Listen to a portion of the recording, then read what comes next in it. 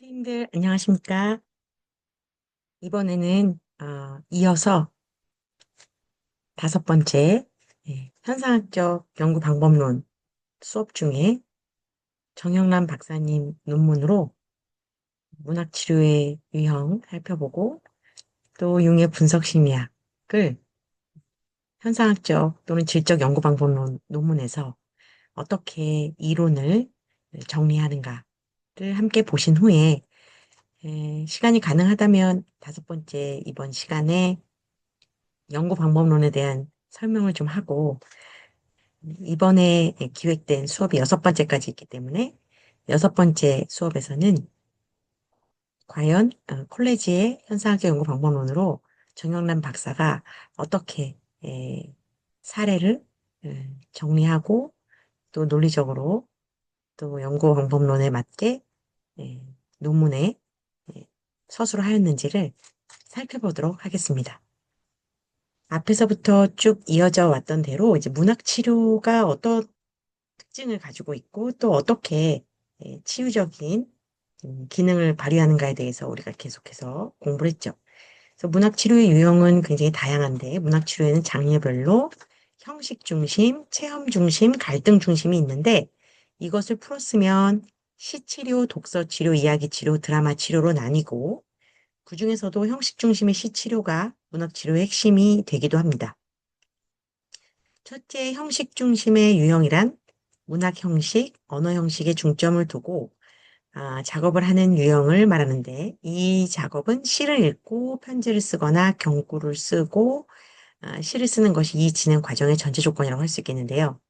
글쓰기를 쓰면서 느낀 유희, 텍스트 바꾸기, 브레인스토밍 등은 특히 미술, 음악, 그림, 글을 쓸 때 몸동작과 연결하면 더 좋은 효과를 볼 수 있다고 하고 메타포 연결하기, 즉흥, 시, 시조, 하이쿠, 체베나, 가군, 맞추기, 민요, 트로트, 리듬에 맞춰 쓴 글, 랩, 여러 가지가 있을 수 있겠고, 치유의 과정은 이러한 것을 통해 자신의 잠재력과 자발성을 드러내게 되는 것이기 때문에 형식 하나하나가 영혼을 가진 것이나 마찬가지로 형식은 곧 영혼의 게슈탈트라고도 할 수 있다고 했습니다. 둘째, 체험 중심의 유형이란 체험을 그저 반복하는 것이 아니라 새로운 삶의 가능성을 제시하도록 하는 것으로서 참여자는 체험 이야기하기, 창의력 글쓰기, 동화 꾸미기, 동화 연기하기, 넌센스 문장 만들기, 이야기 꾸미기 등을 통하여 생동감과 자발성이 생기고 어떤 아우라를 보게 돼서 기쁨을 얻게 되는데 이것이 곧 치유의 힘이 되는 것입니다. 제 생각에는 저는 이제 놀이치료와 모래치료, 그다음에 글쓰기 치료, 미술 치료, 동작 치료 이런 것들을 배우기도 하고 또 학생들하고도 진행을 해보면 본인이 그것을 표현해내는 것 자체가 치유적인 상황이고 사실은 마음속에 꽁꽁 묶어뒀던 무의식적인 부분들이 자기도 모르게 손은 거짓말하지 않는다 그러죠. 적극적 상상을 통해서 드러날 때에 후련하게 되죠. 심지어는 여러분이 운동을 하면 땀이 배출된 후에 굉장히 몸이 시원한 걸 느낄 수도 있는데 그런 신체 현상과 마음의 현상이 다르지 않습니다. 저희가 몸과 마음과 영혼이 무자르듯이 잘려있는 것이 아니기 때문에 이처럼 마음의 것도 드러내고 토해내고 또 영적인 부분도 신앙이 있는 분들은 기도하고 하면은 확실히 정화되고 시원해지는 것을 우리가 느낄 수 있겠습니다. 아, 또한 셋째 갈등 중심의 유형이란 주로 갈등을 직접적으로 표현하는 매체인 편지, 이력서, 루포, 일기, 팸플릿, 총평 등을 통해서 작업하는 것으로 자신의 삶 중 힘든 상황에 대해서 이런 갈등 중심의 유형을 통해 글을 써보면 직접적인 치료 효과가 있는데 참여자는 자신의 삶을 텍스트로 만들므로써 개인적인 해석의 과정에서 자신의 정체성을 찾게 된다고 볼 수 있겠습니다. 예, 저도 석사에서 박사 사이에 기자를 했었는데요. 그때 기사를 쓰면서 정리가 되고 그다음에 오히려 제가 마음이나 생각을 했던 것이 글로 표현될 때 굉장히 시원하고 또 뿌듯하고 또 자존감도 올라가고 정체성이 확립되는 것을 느끼면서 이 글 쓰는 것이 또 표현하는 것이 굉장히 치유적인구나라는 것을 직접 체험할 수 있었습니다. 또한 문학치료와 적극적 상상이라는 아주 중요한 개념을 보실 텐데 최근 임상 현장에서 가장 많이 활용되고 있는 표현예술 치료 기법들은 무의식의 자기 실현을 통한 개성화의 가능성을 적극적 상상을 통해서 효과적으로 활용하는 심치료 기법들입니다. 융은 프로이트가 치료라고 말한 것을 개성화 과정, 즉 자기 실현의 과정의 성장 모델로 바꿨는데요. 융은 예술을 질병으로 보지 않고 상징 또한 증상으로 보지 않았고 상징이 기호 이상의 것, 다시 말해 사물과 사상에 대한 자기의 직접적 표상임을 강조했습니다. 이렇게 태어난 것이 바로 적극적 상상, 액티브 이미지네이션 이론인데 모래놀이 치료에서 예를 들어서 모래 위에 자기 마음을 표현하는 이제 피겨들, 예를 들어서 지금 여러분이 잘 보이실지 모르겠는데 논문에는 안 나와 있지만 제가 가지고 있는 피겨 중에 이런 머리를 붙잡고 있는 머리 골치 아파 죽겠다고 표현하는 이런 고양이 피겨를 만약에 가져왔다. 내담자가 모래 위에 올려놨다. 그럼 여러분이 내담자가 표현할 때 표현하기 전에 어떤 걸 생각할 수 있으시겠어요? 아, 지금 내담자가 좀 골치 아픈 일이 있는가 보다. 이렇게 상상할 수 있겠고 또 만약에 이런 피겨를 예, 내담자가 갖고 왔다. 두 손 모으고 있죠, 피겨가. 그러면 이 내담자가 뭔가 이루고 싶은 소원이나 소망이 있겠구나. 저희가 이런 것들을 생각할 수 있고 그다음에 그것을 우리가 이제 모래놀이 치료에서는 먼저 말하진 않습니다. 표현예술 치료에서는 예, 그런 부분들을 내담자가 이야기해 주는 것을 듣고 어, 이야기한 내담자의 말한 부분에 대해서 그것이 맞다라고 얘기를 하죠. 그것이 이제 질적 연구나 현상학적 연구의 기본인데 그전 전통적인 심리학이나 정신분석학에서는 상담자의 해석에 손을 들어줬죠. 그런데 이렇게 현상학적 연구나 지적 연구나 이런 표현예술 치료에서는 내담자가 작업한 그런 작품들이나 어떤 아웃풋을 보면서 내담자가 직접 얘기한 것이 맞다고 저희가 하면서 치유를 돕는 방법을 활용하는데 그것이 바로 융의 분석 심리학. 그래서 융이 강조한 적극적 상상 이론의 토대를 둔다고 보시면 되겠습니다. 적극적 상상은 무의식에 내재된 이미지나 자아 컴플렉스의 내용을 의식의 수면 위로 떠오르게 하는 과정을 뜻하는데 적극적 상상을 통해서 참여자는 원래의 이야기 내용과 다른 자신의 이야기를 만들면서 개성화의 과정에 들어서는 것이 문학 치료와 흡사하다는 견해로 볼 수가 있겠습니다. 예. 따라서 어, 원래 생각했던 것과 또 다른 이야기들을 이제 표현하고 펼치기도 한다는 거죠. 융이 적극적 상상이라는 개념을 도입한 것은 언제든지 상상이 가능할 뿐만 아니라 의식을 차단한 상태에서 이러한 상상을 더 강화할 수 있는 참여자가 상당수 있다는 관찰에서 출발하고 있는데 그는 이러한 능력을 훈련한다는 것이 가능하다는 것도 알게 됐습니다.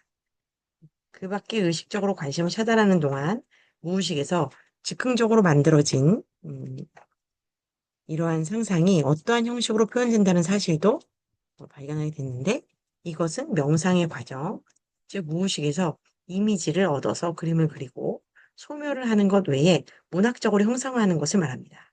따라서 어떤 형식이 심리적인 내용과 연관되어 참여자에게 가장 적절한 방식인지 또 그 형식이 달라질 수 있는 것입니다. 문학 치료와 표현예술 치료 기법들이 가능해진 것은 무의식을 창조의 셈으로 정의한 융의 분석 심리학에서 근간을 찾을 수 있겠고요.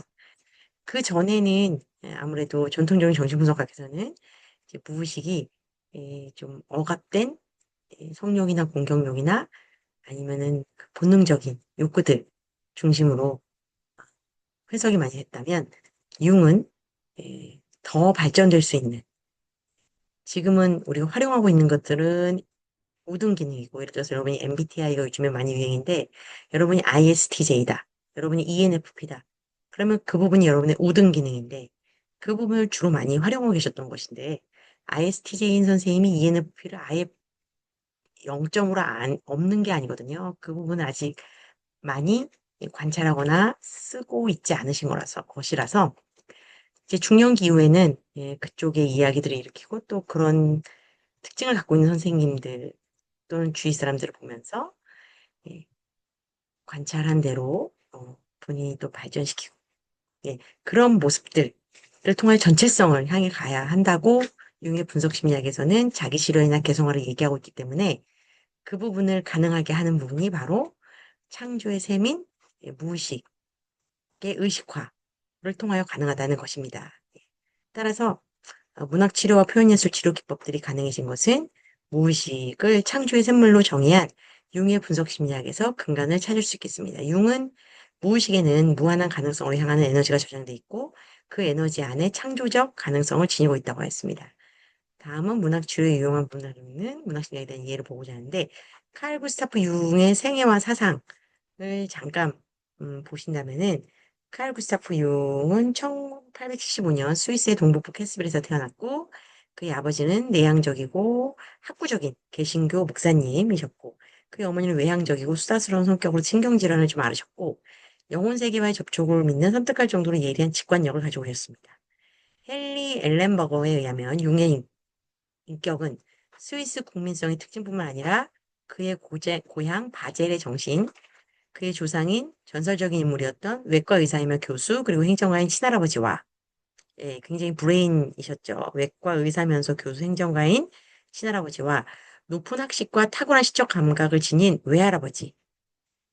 이 정신이 다 들어와 있는 거예요. 예, 여러분 DNA는 거짓말하지 않습니다. 예, 제가 상담할 때 예, 어떤 부모님들이 오셔가지고 자기 자녀가 수학 경신대회 만점 받았으면 좋겠다. 교수님 집중력을 좀 높여줄 수 있도록 상담 좀 해주십시오. 노래 치료해 주십시오. 그럼 제가 질문하죠. 혹시 어머님, 아버님 중에 그럼 수학경시대회 상 받거나 만점 받아보신 적 있냐? 대부분은 없다고 하십니다. 그래서 저는 부모님의 DNA가 없는 상태에서 과연 가능할지 그 부분은 물론 노력은 해보겠지만 먼저 양쪽 부모님이 가지고 있는 장점, DNA 먼저 발현하고 예, 상담을 해서 그 아이가 자기가 잘할 수 있는 부분이 먼저 발견되고 성장하고 발전되면 잠재되어 있는, 예, 부모님은 상황이 안 되시고 혹시 기회가 안 되셔서 수학경 시대 100점 못 맞으실지 모르겠지만 이 아이가 원래 잘하는 것을 잘하면 다른 부분까지도 개발돼서 또 잘할 수 있게 될 것이라고 저는 믿는다고 말씀을 드리죠. 따라서 융도 외과 의사이며 교수 행정가인 친할아버지와 높은 학식과 탁월한 시적 감각을 지닌 외할아버지가 다 융 안에 DNA로 들어와 있었고 아버지는 학자이면서 목사님, 어머니는 굉장히 예리한 직관력. 그것이 다 융의 DNA에 들어있었다고 보시면 되겠습니다. 칼 구스타프 융이라는 이름도 그의 친할아버지의 이름이고요. 융은 1886년 바젤시에 있는 큰 학교로 전학해서 공부를 했지만 그가 진정한 흥미를 느끼고 있는 주제에 대한 책을 읽을 수 없었기 때문에 학교를 싫어했는데 신경성 발작이 일어나면서 학교를 쉬고 자유를 만끽하다가 복학 후에 열심히 공부했습니다. 융의 직업 선택은 몇 가지 신비한 경험을 통해서 이루어졌는데 융은 어린 시절부터 자신의 마음속에 존재하는 무의식적 현상들에 유념하고 있었으며 특히 꿈으로 나타나는 부분에 대해서는 각별했습니다. 이런 꿈의 신비한 현상들로 인하여 그의 관심은 심리학과 정신병리학으로 돌려졌습니다. 융은 1900년 유럽에서 가장 유명한 쥐리브루크 휠슬리 정신병원의 조수로 취직해서 전문가로 첫 발을 내딛습니다. 융은 정신분열병 개념을 발전시킨 오이겐 무로일러 교수에게 사사받았고 프랑스의 정신의학자 피에르 자네에게도 가르침을 받았지만 그에게 가장 큰 영향을 준 사람은 누구보다도 지그문드 프로이트였습니다. 1900년대에 출판된 프로이트 저서 꿈의 해석을 읽고 그의 저서가 나오는 대로 다 탐독했고요. 융은 그의 최초의 저서인 조발성 치매의 심리학을 프로이트에게 보내기도 했습니다. 하지만 두 사람에게는 학문적인 진리의 열정과 개성 차이로 만난 지 6년 만에 결국 헤어지고 맙니다. 예.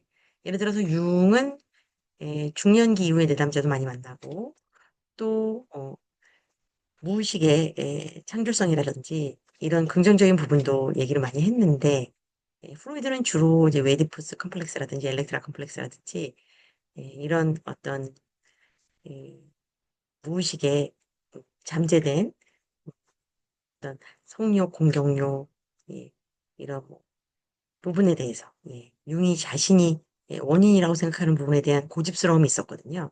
그래서 이제 프로이드가 생각하는 그런 고집스러움, 프로이드가 생각하는 그 원본능, 또 그 억제된 원인들에 집중하는 그런 부분에 대해서 융이 이렇게 질문도 하고 프로이드 선생님 저에게 찾아온 내담자들에게는 그 부분에 맞는 내담자도 있지만 맞지 않는 내담자도 있습니다라고 얘기했을 때 프로이드가 그 부분을 받아들이지 못했죠. 그래서 나에게 다 맞다고 하지 않는다면 우리는 결별하자. 그래서 저는 결별하게 되고 1903년 융은 엠마 라우셴바흐와 결혼하고 이후 네 아이들이 태어납니다. 엠마는 세상을 떠날 때까지 융에 대해서 도움을 아끼지 않았고 1905년 융은 쥐리 대학에서 정신의학 강의를 맡게 되고 정신과 진료소의 선임 의사가 됩니다. 대학에서 진료를 하는 동안 단어 연상 검사를 통해서 컴플렉스에 대한 연구가 미국의 학술지에 실려 융은 유명해지게 됩니다. 1907년 융은 빈에서 프로이트와 감격적인 만남이 이루어지지만 그의 성욕 중심설에 동의하지 않고 자신의 독자적인 사고의 흐름에 따라 살기를 원했습니다. 그는 변형의 상징이라는 책을 쓰는 것으로 자신의 생각을 실천했습니다. 1921년 외향성과 내향성, 사고와 감정의 구별을 포함한 성격 유형의 분류법을 서술한 심리학적 유형이 출판됩니다. 인간이란 여러 가지 유형의 특징적인 성향이 있다는 것을 설명한 학설로 인간관계에 대한 새로운 이해의 틀길을 터놓았습니다. 1944년 융은 심장발작을 일으키고 회복된 후에 그의 환상과 꿈, 선망 등을 경험하고 저술 활동에 집중합니다. 그는 심리학과 연금술, 전이의 심리학, 융합의 비의 등 많은 저작을 내뒀고요. 1955년 아내가 죽은 후에 쿠스나트에서 그의 딸들과 번갈아 지내기도 했지만 그의 비서 아니엘라 야페가 헌신적으로 동명을 곁들시켰습니다. 그리고 그는 1961년 86세에 사랑하는 가족과 제자들을 둘러싸여 영면합니다. 융의 이론적 특징 보시면 선생님이 굉장히 이제 컴팩트하게 정리를 하셨죠. 융에 의하면 무의식이란 보다 넓고 깊은 인간 정신의 심층을 포괄하는 것으로서 우리가 가지고 있으면서도 아직 모르고 있는 우리의 정신의 모든 것이 우리가 알고 있는 것 너머의 미지의 정신세계를 말하고 융은 무의식을 의식의 억압적인 내용으로 보지 않고 무의식을 개인의 경험과 연관되는 것으로 봤습니다. 개인의 경험과 연관된 것은 개인 무의식, 또 인류 전체 신화나 아니면 우리가 한국에 콩쥐팥쥐가 있는데 외국에 신데렐라가 있는 것처럼 이런 비슷한 생각과 어떤 꿈, 또 직관, 이런 부분들 떠오르는 것, 캐릭터, 성품, 권선징악 이런 모든 부분들 사실은 넓게 집단 무의식이라고 보는데 이런 것들에 대해서 이야기했을 때 융이 집단 무의식에서 얘기한 학자로 집단 무의식에 대해서 얘기한 학자로는 유일하죠. 그래서 융은 무의식이 그 자체로서 의식의 결함을 보완하는 자율성을 가진다고 봤고 그냥 의식만으로는 우리가 살 수는 없어요. 우리에게 무의식이 있기 때문에 무의식은 특히 개인 무의식은 여러분과 제가 이제 살아가면서 이해되고 소화된 일들도 있지만 이해가 되지 않고 소화가 안 되는 일들이 있죠. 그런 일들은 그때그때 우리가 바로바로 소화되지 못하기 때문에 그런 일들은 이제 침잠하게 되지요. 그래서 이런 개인 무의식과 개인 무의식은 개인의 경험과 관련된 내용이며 집단 무의식은 보편적 원형을 말합니다. 예. 따라서 원형. 예, 그러면 선생님들과 저는 이제 뭐 신학도 공부했고 목회 상담, 놀이 치료, 뭐 가족 상담, 또 성인 상담, 부부 상담 여러 가지 상담을 하고 있는데요. 예. 이런 상담은 돌봄의 원형, 또 모성 원형, 예, 이런 원형들이 또 사회복지, 또 상담 관련, 또는 또 목회, 아니면은 또 여러 가지 다른 사람들을 많이 도움을 주시는 많은 선생님들, 그럼 보통 이제 돌봄의 원형을 가지고 있다고 보죠. 그래서 융은 집단 무의식을 객관적 무의식이라고도 부르면서 신, 제의, 종교 등 환상만이 아니라 객관적인 실제라고 주장하면서 신화, 설화, 민담 등을 통한 인간 정신의 탐구를 가능하게 했습니다. 마음의 구조와 기능 보시면 인간의 마음에는 어떤 것들이 있는지 살펴보면 우선 나, 예, 에고, 이희라는 자아가 있고 이것은 이제 융의 분석 심리학에서 얘기하는 마음입니다. 마음의 구조입니다. 또 자아는 의식적인 마음입니다. 의식이란 피부의 표면과 같고 내가 의식하고 있는 모든 것, 나의 생각, 내 마음, 내 느낌, 나의 이념, 나의 과거, 내가 아는 이 세계 무엇이든 나를 통해서 자아를 통해서 연상되는 정신적 내용은 의식이라고 할 수 있겠습니다. 나는 이 의식의 중심에 위치하고요. 무의식을 의식화하는 것은 나를 통해서 이루어진다고 융은 얘기하면서 나는 매우 중요하고 또한 나는 자아인데 아까 위에서 얘기한 것처럼 자아가 나인데 나는 항상 작은 섬의 주인으로만 머물러 있는 것이 아니고 무의식을 의식화, 무의식에 있는 것이 그 나, 자아를 통해서 뚫고 나와서 의식이 되는 겁니다.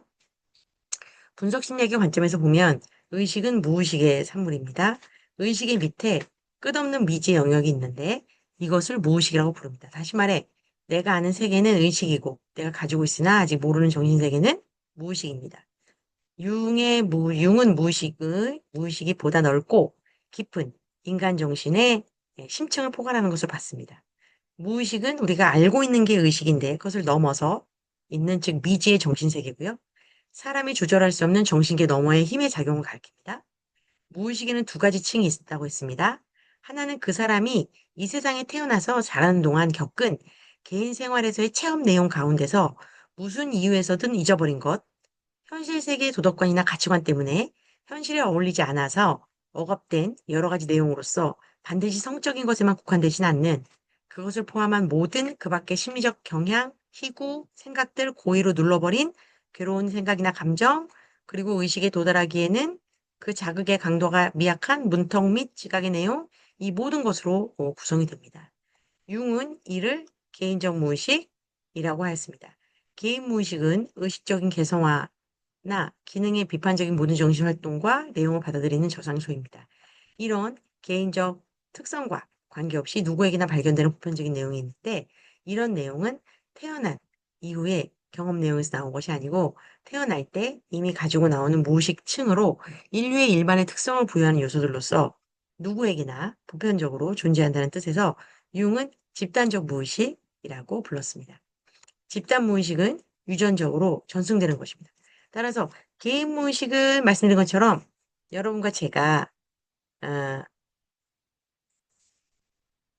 개성화나 기능에 음, 비판적인 모든 정신활동과 내용을 받아들이는 저장소고 예. 그리고 이런 개인적 특성과 상관없이 누구에게나 인류 모두에게 발견되는 보편적인 내용이 있는데 그것이 그것은 이미 갖고 태어나는 건데 예.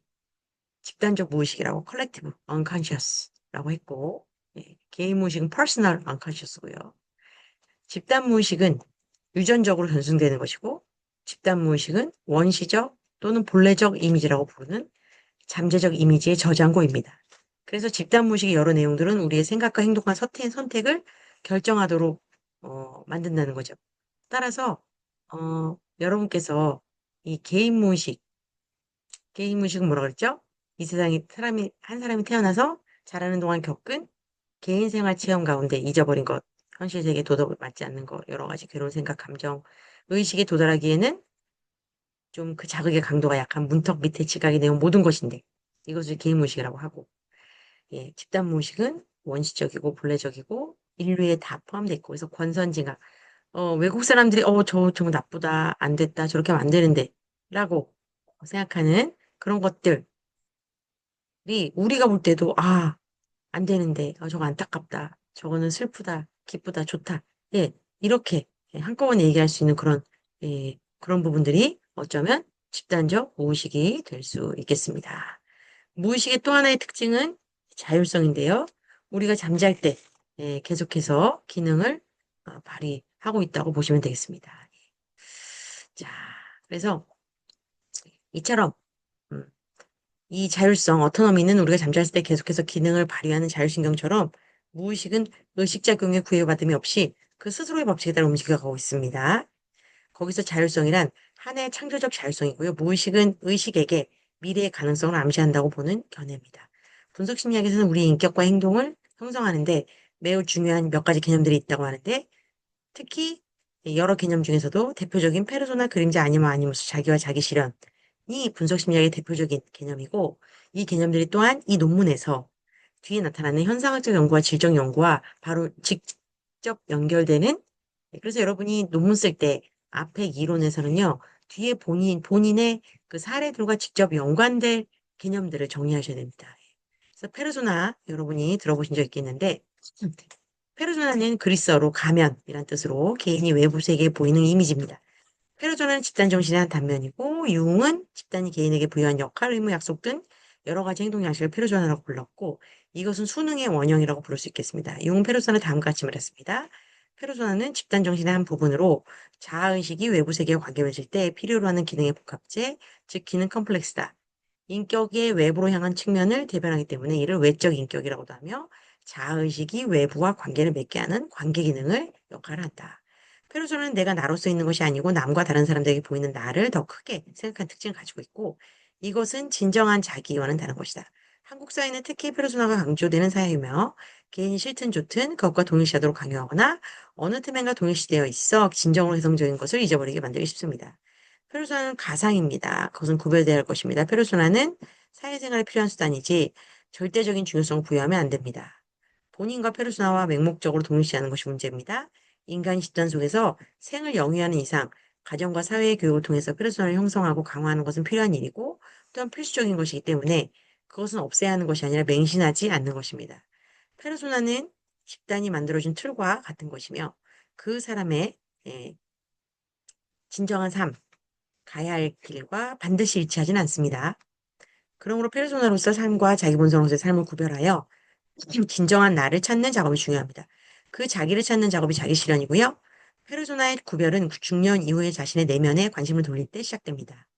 페르소나는 한 개인의 본성을 따르는 것이 아니라 사회화의 탑이기 때문에 페르소나의 과도한 동일시는 그에게 활력을 저하시키고 형식적인 내용을 하게 하는데 예를 들어서 제가 올해 한국실천신학교 회장이면서 이제 저희 학교에서 일반 학부장이고 상담심리 학과장이고 또, 또 교회에서 맡은 일이 있고 그렇습니다. 예, 그런데 이것이 저 박은정과 이코르가 된다면 그러면 제가 어딜 가서 가족과 같이 있을 때도 교수여야 하고 학회장이어야 하고 학부장이어야 합니다.